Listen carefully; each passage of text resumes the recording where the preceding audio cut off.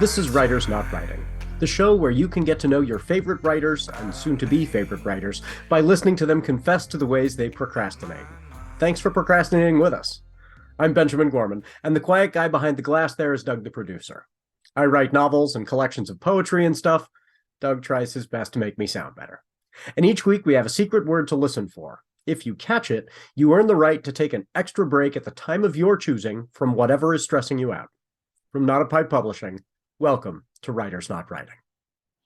Today's secret phrase is which bottle? If I take my time. Hail and well met, readers and reviewers. Welcome. I am very glad to have our guest today. Today's guest is Mary Kendall. Mary Kendall is a writer hailing from the East Coast. She writes fiction that she likes to call historically inspired. All of her works has some element of the past rolled into it, which makes sense since she formerly worked as a historian.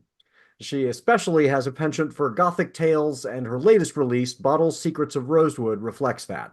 There's nothing more enjoyable to her than sharing a good story. So welcome, Mary. Very glad to have you here today. Thanks, Ben. It's so great to be here to chat about all the things. Yes.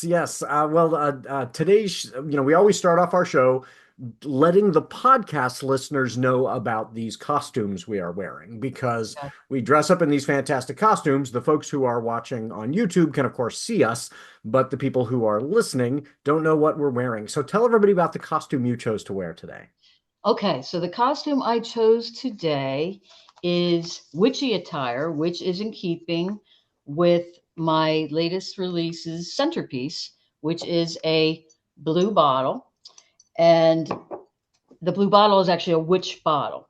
And that inspired the story, which we'll get into later. But anyway, it also inspired my costume, which includes a long gauzy skirt, turquoise tones, because there's a lot of symbolism with blue, and billowy white peasant blouse. And along with that, I am dripping with silver jewelry. Think lots of bracelets, dangling earrings, Celtic spiral necklace, and the like. My silver hair is pulled back and covered by a colorful paisley scarf. Yes, that bright, colorful scarf, very cool. So I wanted to go with a magical theme too, and so I've got this Gandalf costume that I sometimes wear to, Comic-Cons, that kind of thing. So I've got the large floppy hat with the part that kind of flops backwards, and this big fake beard over my real beard, which is, it's a lot of beard, and the sword and this staff that I had to special order, that actually does light up at the end. So that's kind of cool. The folks who are seeing on YouTube can see that, good stuff. it does light up, looks very magical. I'm Gandalf, and you've got the witch vibe going on. Yep. So I've been very excited to have you on. Tell us the story. How did Bottled Secrets of Rosewood, which you published through Artemisia, how did that come about? So I was inspired, like writers are often inspired, by just a random story that I came across.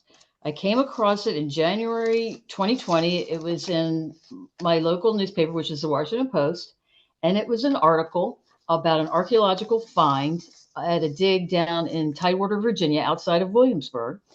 And they found this blue bottle, didn't know what it was. They investigated it, and after some research, they determined it to be a witch bottle. Well, that was new to me. Yeah. But that's also the kind of nugget that pulls me right in. So I cut out the article and I set it aside. That was January 2020. And then later, because us writers are magpies, we have a lot of little things, and this just was added to the pile. So later in summer 2020, as you might remember, that was our first lockdown summer. Right. I had painted all the furniture, the garden looked great, baked all the bread, and I pulled the article out. And that was the germ of the story. And then I started adding the other elements along with that. Most importantly, a historic house that the story could center around. And I also kept that setting, actually, where the real life bottle had been found, Tidewater, Virginia. So that gives you kind of the basics of how it all Yeah. started, I think. Yeah. Oh, that's cool. So how did you come up with the characters around that? Was that all pure imagination, or was there a lot of research there too? Characters were pure imagination. I decided that my protagonist would be a female logics professor, and I envisioned her as just a very plucky heroine that was going to go out and do this independent thing of buying a historic old house that was needing repair, and it was out in an isolated region of Tidewater, Virginia.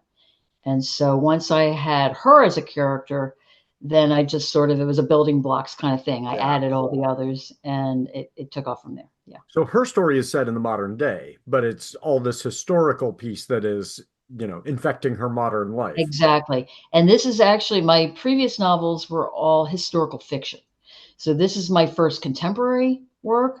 But like I said, the thread in all of my novels, I like to say, there's the roots are in history. There's Mm. something historically inspiring it. And in this case, it was a real life archaeology find from the 1800s.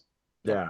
Oh, that's cool. That's Yeah. that's cool. Well, folks will have to check that out. So on the show, we always talk about, as writers, we are constantly being pulled away from our work. So what has been something in pop culture that's been pulling you away from your work lately?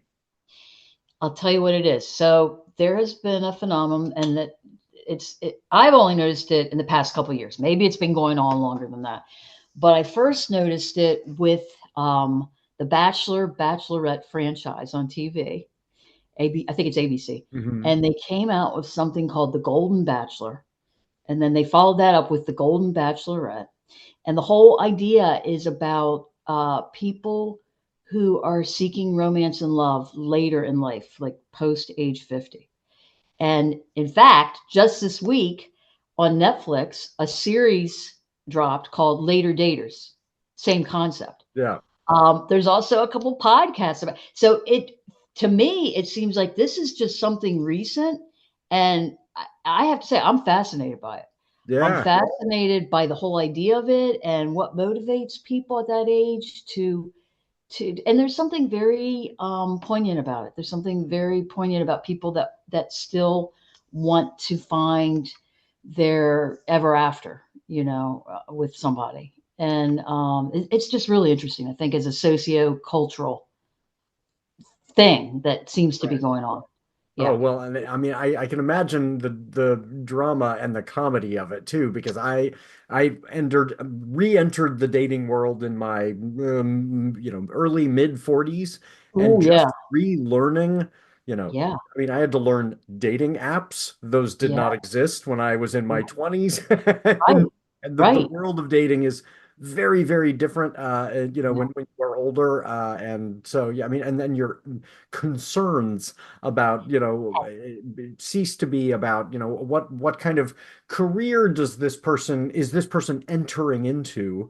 And now it's, how does this person treat me? And how does this person treat others? And so It's it's a very different, different when you have on these reality shows. It's a competition usually for the right. Bachelor, the Bachelorette. I don't know if you've seen them, but in this age demographic, the competition layer is stripped. It's not the he-men going. It's not like cave Yeah. women, cavemen. It's stripped, and it's the things you were just talking about. What is it that it's not the job. It's not the materialistic things as much.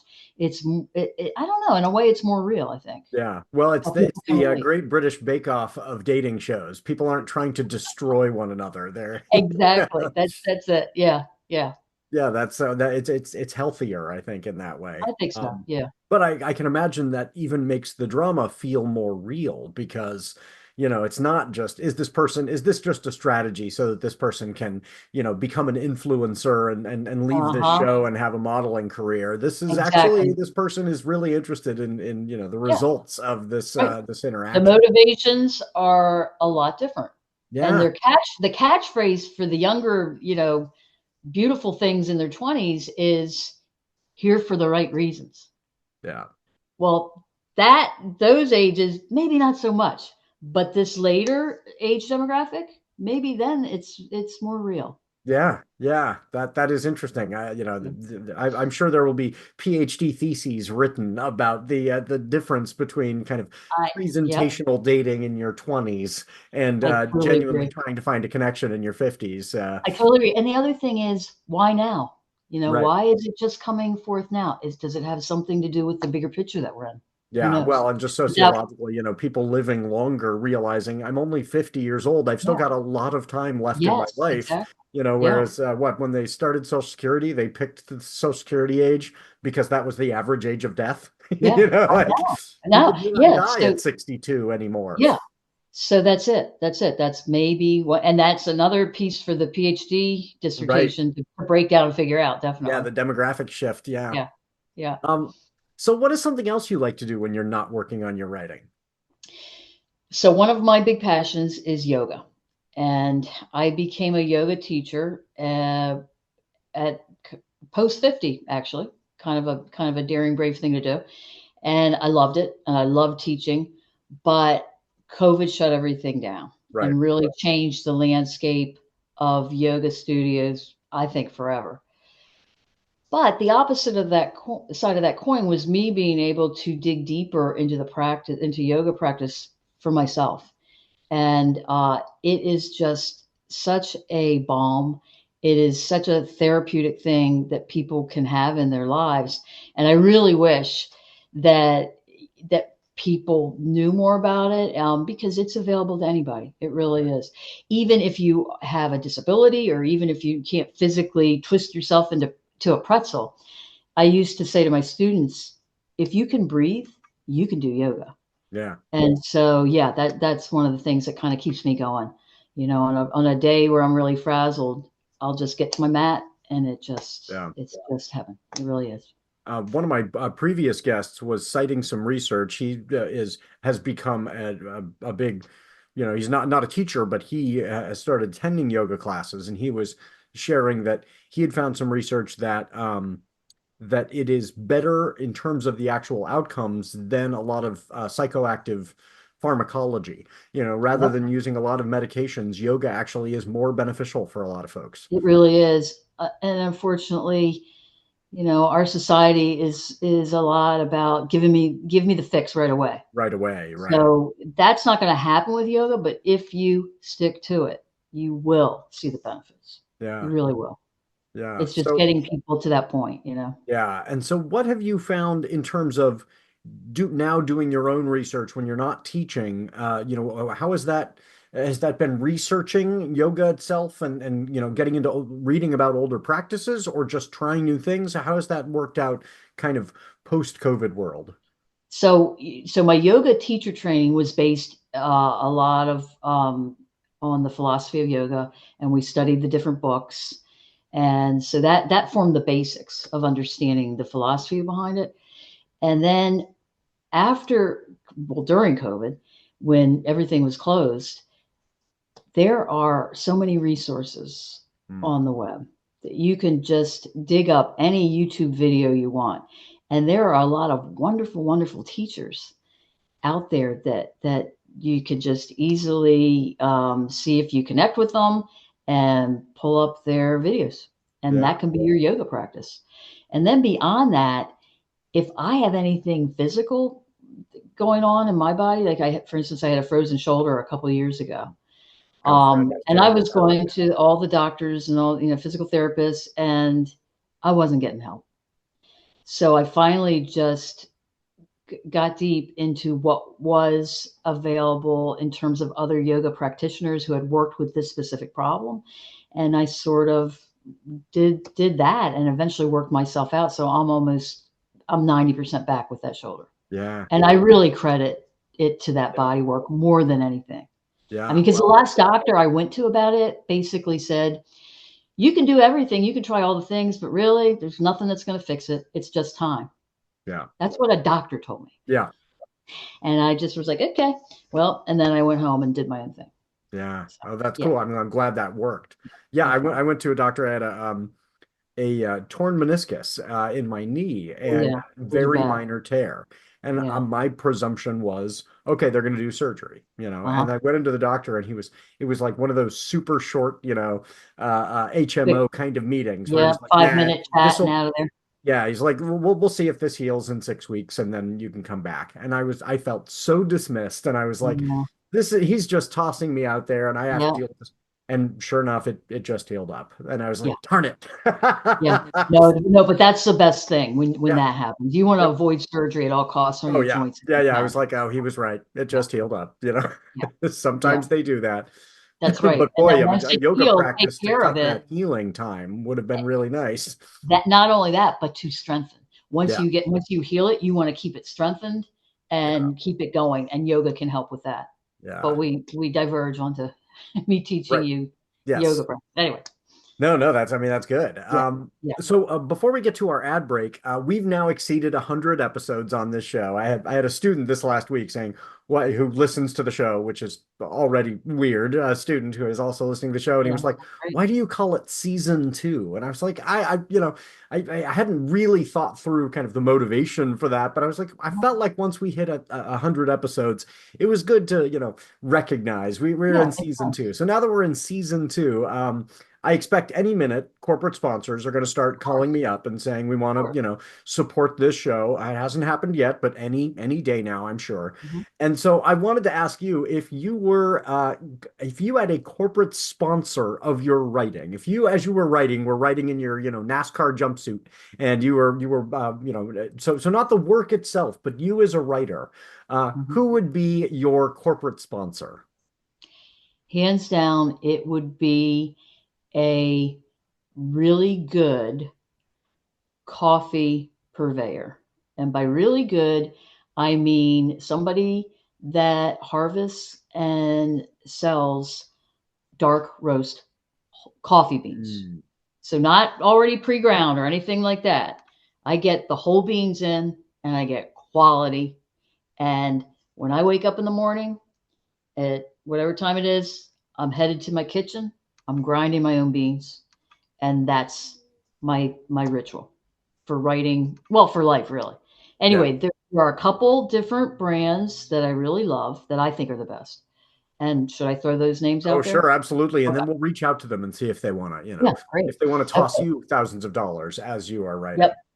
So Jim's Coffee is one of them, and he's got a variety of different flavors.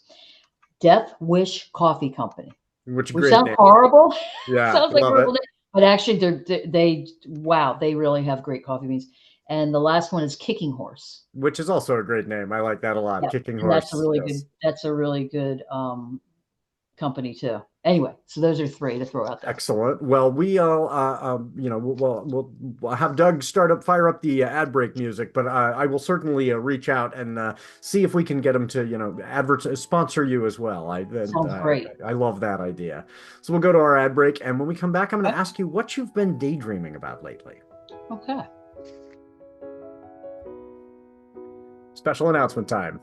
NotAPipePublishing has always been committed to helping authors and readers find one another. Well, the show, which is all about helping readers get to know writers, just hit a milestone: 10,000 views on YouTube. So to celebrate, instead of charging authors to advertise their books on the show, I'm going to run your ads for free throughout 2024. If you want to make a 30 to 60 second video about your book, let folks know what it's about and where to find it, and don't forget your name and the title. I'll run 1 or 2 of those in our ad spot each week. Just send an MP4 file to the NotAPipe email address in the show notes. Let's fix up some readers and authors into reader relationships. 2024. More readers, more writers, more books. You deserve a vacation. How about a trip to a dude ranch on a colony planet? Or a journey to a universe where wizards call lightning down from the sky and calm rumbling volcanoes? Or a holiday tour of the major cities of Europe with vampires and werewolves and witches as guides.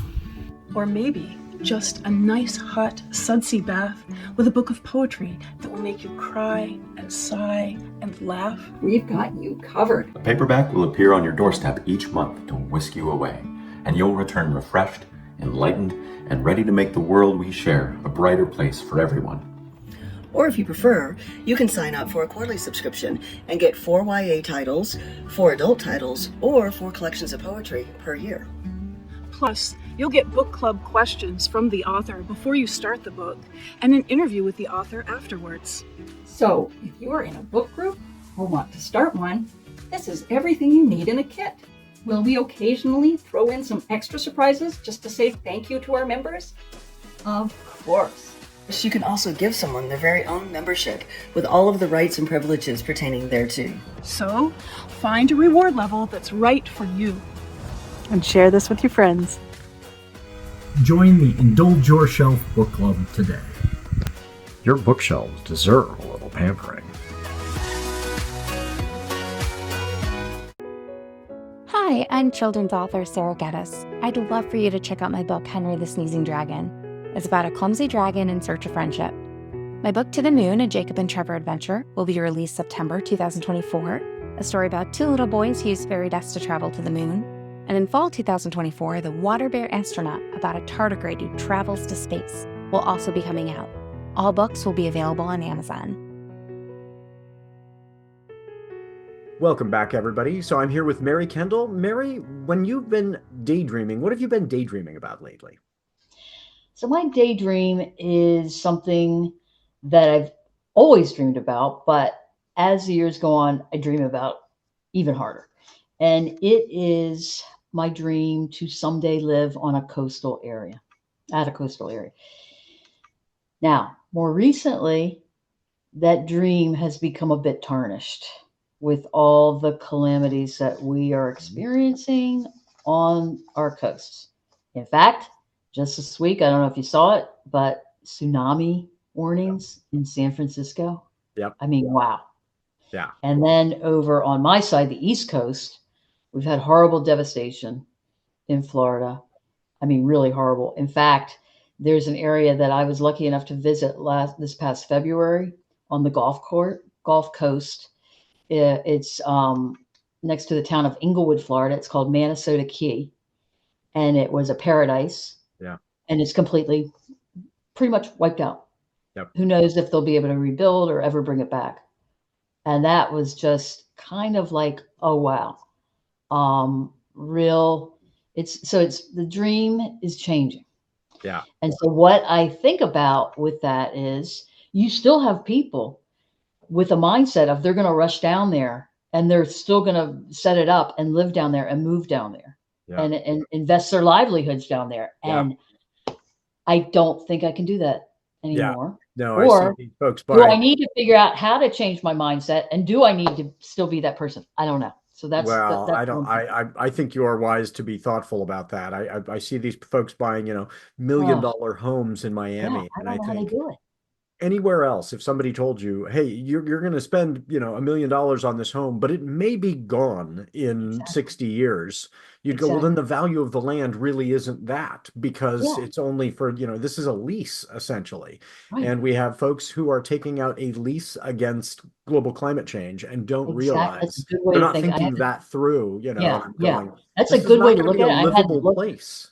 I had looked at it more like, how do they have so much disposable income that it doesn't matter to them if their $1 million investment just goes poof? I think it's denial. I think they're saying what? And the real estate agent said that it's worth $1 million, so it's worth $1 million. And I'm going, the real estate agent doesn't live there. They are selling you $1 million home. They don't deal with the consequences when 60 years from now, it is not a place where anyone can live, because it's, there's 5 feet of standing water outside and there are 2 storms a year that are devastating, Right. I read this one guy who was saying that one of the ways we struggle to contemplate, because so much of global climate change is just hard to wrap your mind around. And so we see graphs of, this kind of very, very slow incremental change over the next 100 years. And we think that it will be peaceful, like, oh, it's just the water rising slowly. Yep.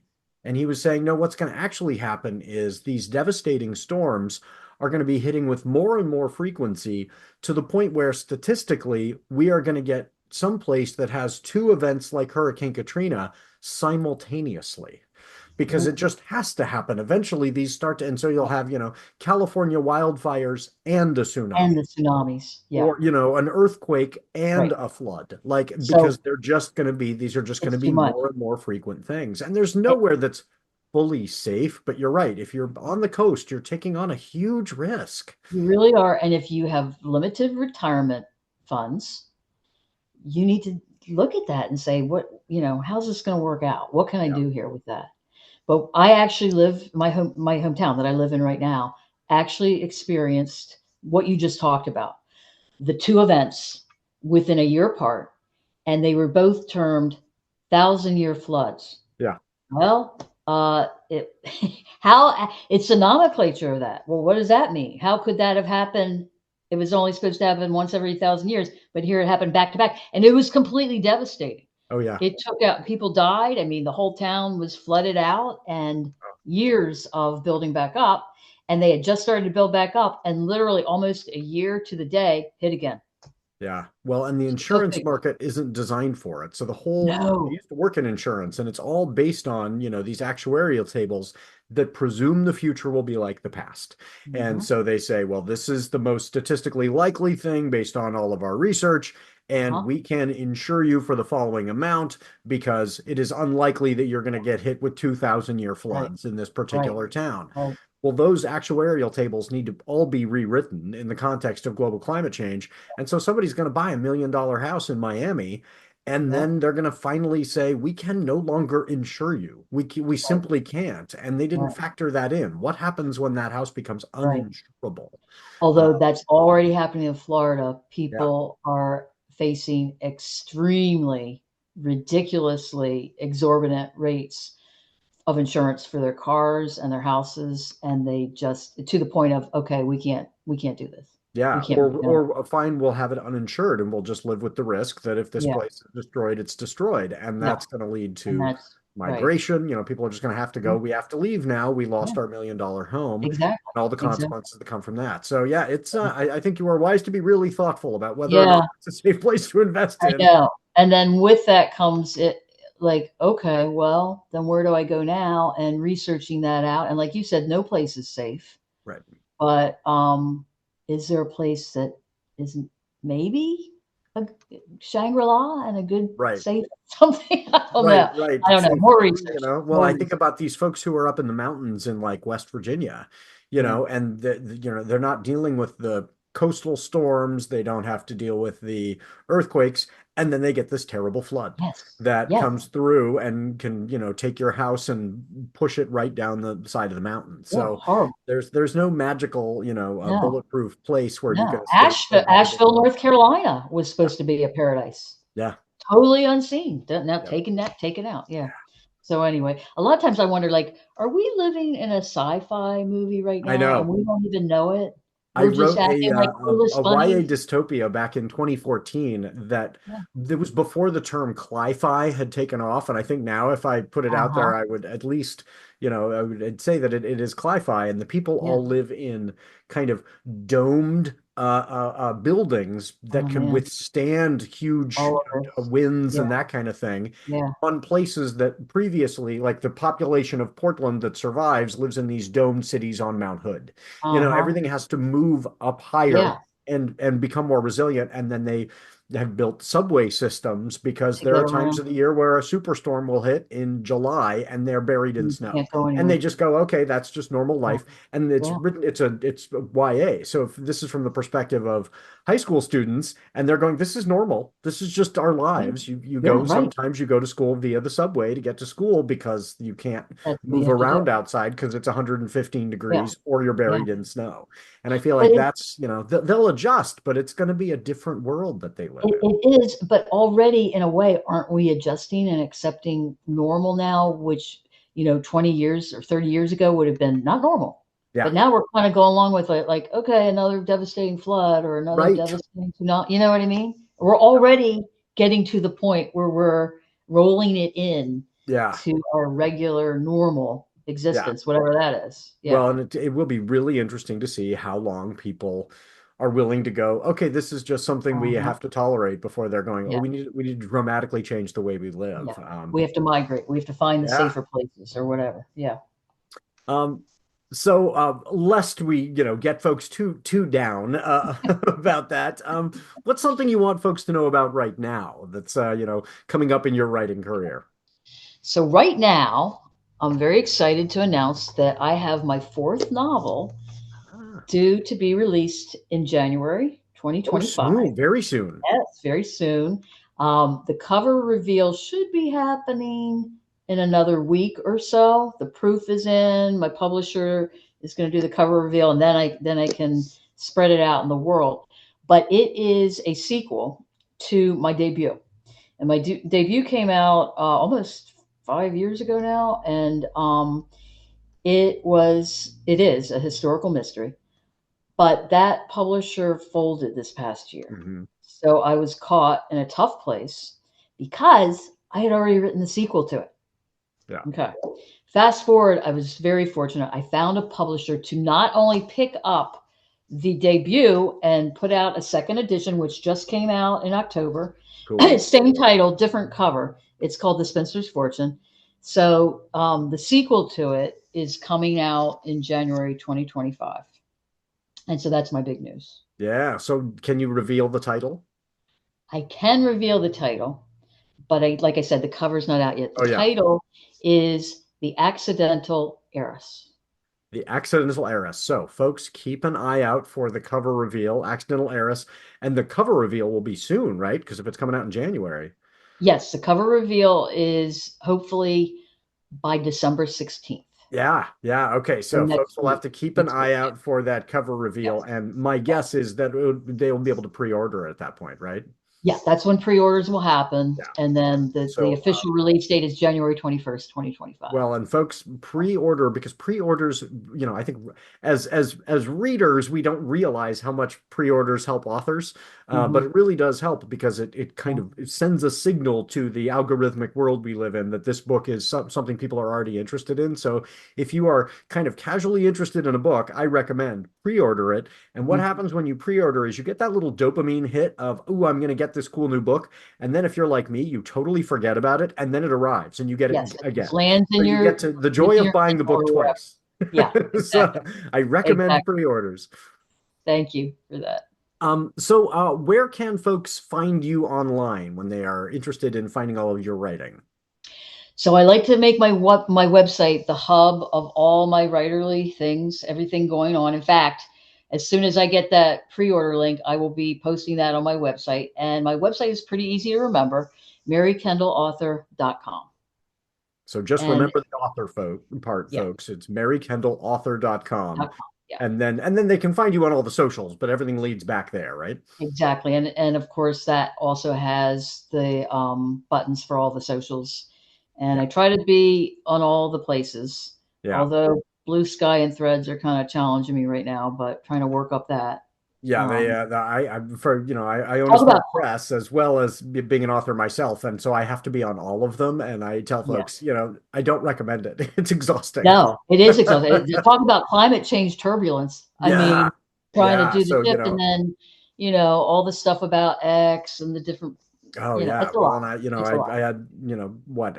8,000 or something followers on X. And I see a lot of folks leaving X entirely, which I respect. People who are doing that, I totally understand.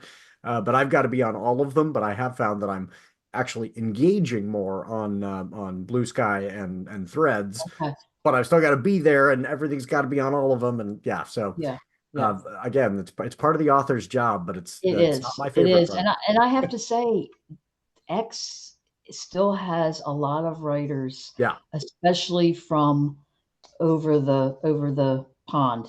Yes. In Europe. Yeah. And there is a lot of engagement there. I mean, so it's tough. It's a tough call. Yeah, yeah. Well, and I think as long as you kind of manage your, who you follow and that kind of Yeah, thing, you can avoid some of the toxicity. Like there's yeah, always going to be the danger of that, yeah. but not everyone is having the same experience on X. And I Exactly. Like say if that you recognizing cishet white man, it's going to be a lot easier for me than just about anybody else, yeah, yeah, because I'm not dealing with the same kind of abuse that a lot of folks out there are. But that's right. it's And if even if you just stay in your lane, if your right. lane is the writing stuff as mine is, that's what I'm seeing. I'm not getting a lot of the Yeah, garbage and the other stuff. yeah. But yeah. But it remains to be seen. Yeah. So, what's in your to read pile? What are you looking forward to checking out next? Oh, so many books, too Mhm. many books, so many books, too little time, right? But Right. there's one that popped up recently, and I haven't had a chance to even buy it yet, called Middletide by an author named Sarah Crouch. Do you know it? No, I don't. I Okay. recognize the name. So it was a bestseller. It was just released earlier this year, Oh, I've 2024. met Sarah. I know. Oh, Yes, you're kidding. I have met Sarah Crouch before. Wow. She's a Pacific Okay. Northwest person. Yes. Yes. So here, let me read real quick. It's a murder mystery set in the Pacific Northwest about a failed writer framed as the killer. Ooh. That sounds right up our alleys, Yes. right? Yes. Yeah. Yes. All of us writer So folks. yes, That's Middle Tide. Okay, I'll have to check that Middle Tide by Sarah Crouch. Yeah. out. Yeah. Looking Yeah, that forward to sounds that one. good. Yeah. I have not seen her, but I got to meet her once, I believe. So yeah, Excellent. I'll have to see if I can find a copy of that. Yeah. I was going through. I've mentioned to folks on the show before. We're in the midst of a move. Yeah. The folks watching on YouTube can literally see behind me. All the books are gone. All of the boxed or being sold, which was heart-wrenching. It's heart-wrenching, And but it's a good everything is a total mess. opportunity to go through everything and get organized. Yes. Well, and one thing that I found was that I had started reading Nabokov's Pale Fire at some point, Oh, okay. and I had not finished it. And so it was one of those like, oh, I need to. So that's next for me is I really want Yes. to finish Yeah, Pale yeah, Fire. It's yeah, one of yeah, those classics that I was like, oh, I feel guilty about the fact that I have not yeah, ever completed this book. So yes, the move is not certainly not all bad in that way right. to kind of rediscover stuff and go, oh yeah, I need to do that. Yeah, definitely, definitely. So who would you recommend? Who else should I have on this show? So I have recently become acquainted with a local author pal uh, via social media. She was on places that I'm on locally, and we connected, and it's been delightful. We met in real life at a Nice. meeting. She put it on a meeting at a local library. And so she has her debut out, and she is just going gangbusters with the events. And really, it's been interesting, really interesting to follow her journey. And her name is Jean Burgess. And her book that came out is called That Summer She Found Her Voice. And what was so interesting as a historical fiction writer, what's so interesting to me about her book is the setting is the late 1970s. Mm. And so she's termed it a retro, in quotes, a retro novel. And that was one of the first times I've heard that Yeah. term attached to fiction and historical fiction. So, in fact, I've read the novel, and I'm going to be dropping my book review this week for her on that. But anyway, she's a great writer and a real fun person. Her background is in theater, so she brings a lot of that to her talks, and Yeah. I think you would enjoy having her on the show. Yeah, that'd be wonderful. Well, and I like that idea of a distinct term for because when I think historical, I often think, 1800s, maybe early 1900s or medieval or, Mhm. but the 1970s isn't an era that gets covered a lot in historical No, fiction. no. So some kind of term to let folks know it's historical, but it's not historical as it comes to mind for you. It's the 19 cents within your Yeah. lifetime.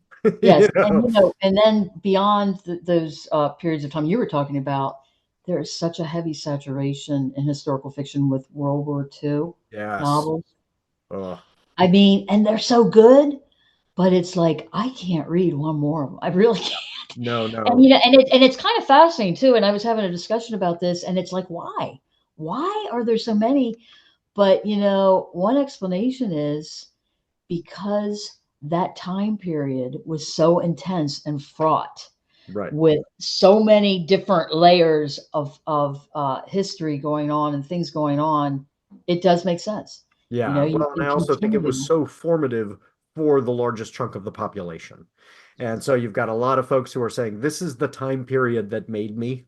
Yeah, And over time having to right. kind of then re-examine that and say, oh, I saw this very superficial heroic story of, the United States in World War II, Mhm. and now we need to dive deeper. And so you can kind of, approach World War II in so many different ways. So many, There's the what exactly. a So many great layers to it. You can mind delve puzzle. into it and pull out a piece that talks to you specifically, Right, and right. then engage in that. I've got a But I'll tell you historian friend one. who calls it hoorah history, where there's, this very superficial, like, let's just Uh-huh. read a book that says you're great. And Yeah. there's lots of that. And then you can Yep. get deeper and go, oh, no, there was a lot more going on than that. Right. Right. Now, this is off topic, but a book that I'm running a Facebook contest right now, and I asked everybody what their favorite read was of this year, and the hands down winner, The Women by Kristen Hanna. I don't know Oh, I if you've don't seen like that. that. She's a historical fiction writer. She's got a lot of novels out, award-winning novels. So this, I don't know if this is her most recent, but anyway, The Women is about the Vietnam War. Hmm. And that's not a time period that I've read a lot of fiction about. And No, part I of mean, I've me, read more non-fic than fiction yes, about definitely nonfiction. And I know, and I actually took a course in graduate school on it, so I know a lot about it. But I'm hesitant to get into that period of history in a fictional way. I think because it's kind of so dark to me. Yeah, Because but I really would be interested in a different valence on it because I've read the people, American soldiers version and the yes, kind of American male politicians version but I've never seen or really read. I was in Vietnam this last year and oh, cool, reading about the learning while I was there about the women of the Viet Cong was uh huh, fascinating.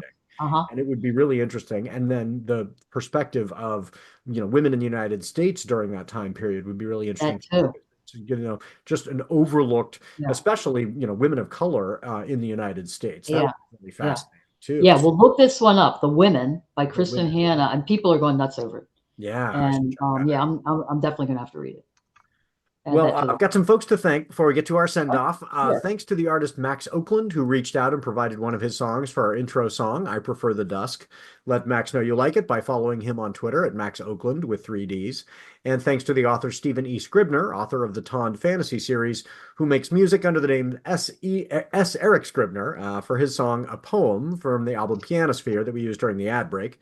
If you make music and you'd like your song used on the show, I'd love to highlight a listener's work like Max's or Steven's songs, so email me about that. Thanks to Doug, the producer, for making the show sound good and taking the blame when it doesn't. I recently learned that, unbeknownst to me, Doug records a follow-up show with Kurt Clopton, author of the Super Guy Duology, where the two of them critique this show and me personally. And I admit that hurt a little bit, but Doug and I are working through that.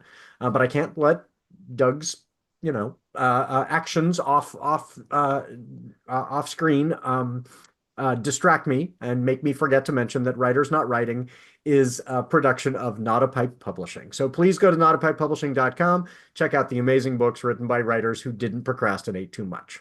If you like this show, rate and review it wherever you found it. Please check out Mary's recent release, Bottled Secrets of Rosewood from Artemisia Publishing, and keep an eye out for that cover reveal that is coming out soon. The title for that one again is The Accidental Heiress. The Accidental Heiress. And when you see that cover reveal, again, pre-order and share that out because the more people see it, that's a way you can help Mary as well. And then when you do read Bottled Secrets of Rosewood, give that a review. Single click on that 5th star makes a huge difference. So make Mary's day, give that a review. It doesn't take a ton of your time. I'm too old to tell you to smash that like button for this show, but if you could gently tap on that like button for this show, I would greatly appreciate it. So Mary and I want you to remember 3 things this week. Mary, what's your reminder for everybody? So my reminder is, if you wake up in the morning and you are still here, take advantage of that.